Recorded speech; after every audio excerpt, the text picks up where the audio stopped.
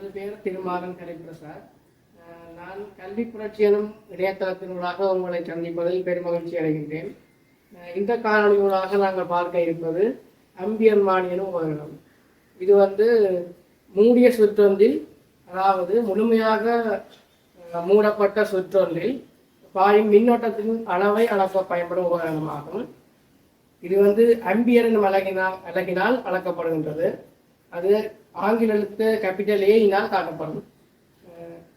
இவ்வாறு மின்னோட்டத்தினை அளக்க பயன்படும் அம்பியர்மானியில் பல வகைகள் உண்டு. அதில் ஒன்று மில்லி அம்பியர்மானி. இது ஓரளவு பெரிய அலகுகளை அளக்க பயன்படும். மற்றது மைக்ரோ அம்பியர்மானி. அது மிகச்சிறிய அலகுகளை அளக்க பயன்படும். அதாவது மின்னோட்டத்தின் மிகச்சிறிய அலகுகளை அளக்க பயன்படுவது மைக்ரோ அம்பியர்மானி ஆகும்.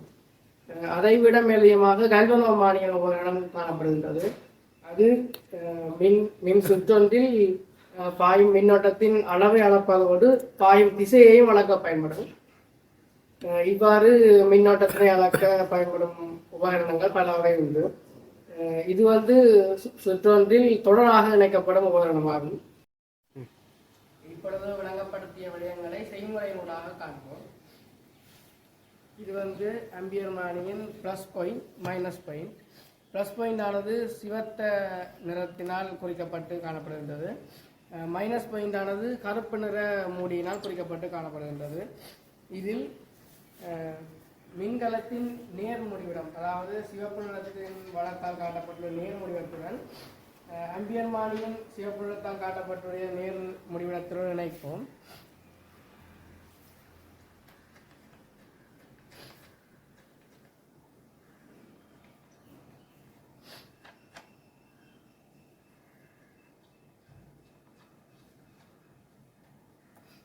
அதே போன்று மின்கலத்தின் மறைமுடிவிடத்துடன் அம்பியர்மானியின் மறைமுடிவிடத்தை இணைப்போம்.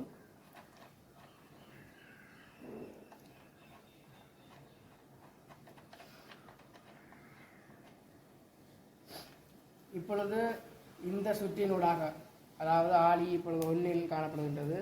1 மாற்றும் பொழுது இச்சுற்றினூடாக பாயும் மின்னோட்டத்தின் அளவானது 0.5 காணப்படுகின்றது.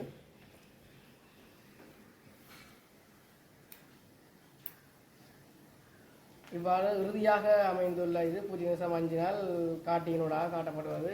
இது சுற்றினால் பாயும் மின்னோட்டத்தின் அளவாகும்.